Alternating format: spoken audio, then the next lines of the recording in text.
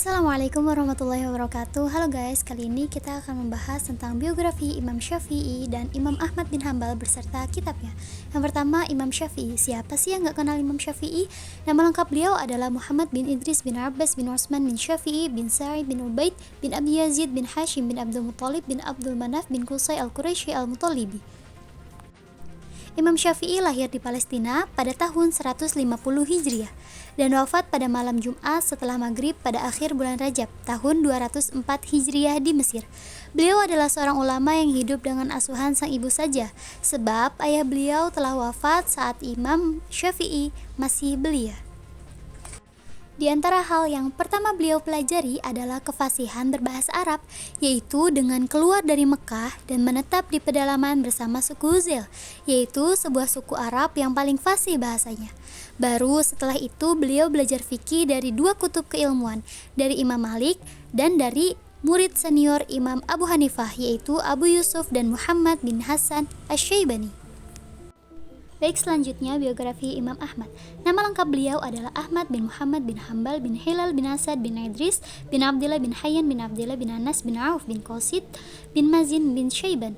Beliau dilahirkan di Baghdad, tepatnya di kota Maru, kota kelahiran sang ibu, pada bulan Rabiul Awal tahun 164 Hijriah atau November 780 Masehi. Imam Ahmad bin Hambal dibesarkan di Baghdad dan mendapatkan pendidikan awalnya di kota tersebut hingga usia 19 tahun. Selama hidupnya, Ahmad bin Hambal terkenal waro, pendiam, suka berpikir, peka terhadap kondisi sosial, dan juga suka bertukar pendapat. Karya Imam Syafi'i yang pertama adalah Kitab Al-Um, yaitu sebuah kitab fikih yang besar direncanakan dan disusun oleh Imam Syafi'i. Dan kitab inilah di sepanjang riwayat merupakan sebuah kitab besar yang tidak ada bandingannya pada masa itu. Yang kedua adalah Ar-Risalah. Kitab ini menjelaskan tentang usul fiqh. Kitab ini diberi nama Ar-Risalah karena Imam Syafi'i menulisnya untuk menjawab surat permintaan dari Abdurrahman bin Mahdi, yaitu seorang ahli hadis terkemuka di masanya. Yang ketiga adalah Kitab Al-Musnad, yaitu kitab yang berisi sandaran-sandaran atau sanad Imam Syafi'i dalam meriwayatkan hadis-hadis Nabi yang terhimpun dalam Kitab Al-Um. Yang keempat adalah Kitab Ikhtilaf Hadis, kitab yang di dalamnya penuh dengan keterangan-keterangan dan penjelasan beliau tentang perselisihan hadis-hadis Nabi SAW. Pandangan ulama. Berkenaan dengan pandangan fikih, para ulama sepakat bahwa Imam Syafi'i memiliki dua pandangan yang disebut dengan qaul qadim dan qaul jadid. Qaul qadim merupakan pandangan sang imam ketika beliau berada di Irak. Pandangan fikih sewaktu berada di Irak, sebagian beliau revisi ketika beliau berada di Mesir yang dikenal dengan qaul jadid. Dengan adanya qaul jadid, maka qaul qadim beliau tidak berlaku.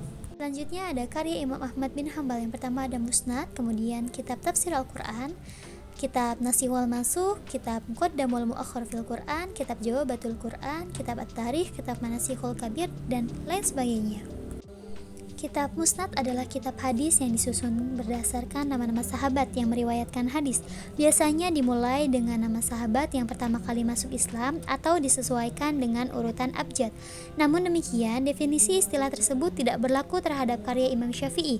Karya tersebut lebih kepada corak kitab fikih sehingga penyusunannya berdasarkan bab-bab fikih, tidak berdasarkan abjad sahabat-sahabat Nabi.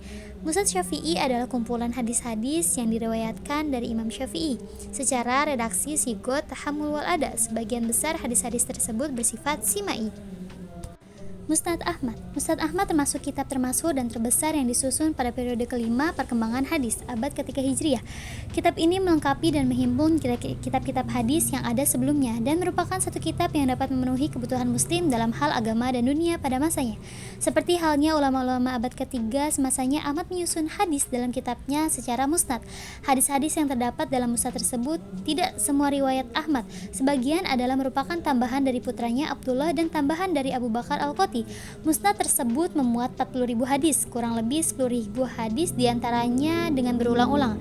Tambahan dari Abdullah, putra Ahmad sekitar 10.000 hadis, dan beberapa tambahan pula dari Ahmad bin Ja'far Al-Qati. Musnad Imam Ahmad bin Hambal disusun berdasarkan urutan sanad para sahabat perawi hadis dari Rasulullah SAW. Nama urutannya tidak dibuat menurut susunan abjad sebagaimana penyusunan kamus Arab. Penyusunan nama sahabat lebih memperhatikan urutan keutamaannya, asal daerah juga kabilahnya. Sehingga tampaklah bahwa yang mempersatukan hadis dalam satu bab adalah pada nama sahabat yang meriwayatkannya dari Nabi Shallallahu Alaihi Wasallam. Berikut adalah contoh kitab Musnad Ahmad dan Musnad Syafi'i. Cukup sekian. Wassalamualaikum warahmatullahi wabarakatuh. Bye bye.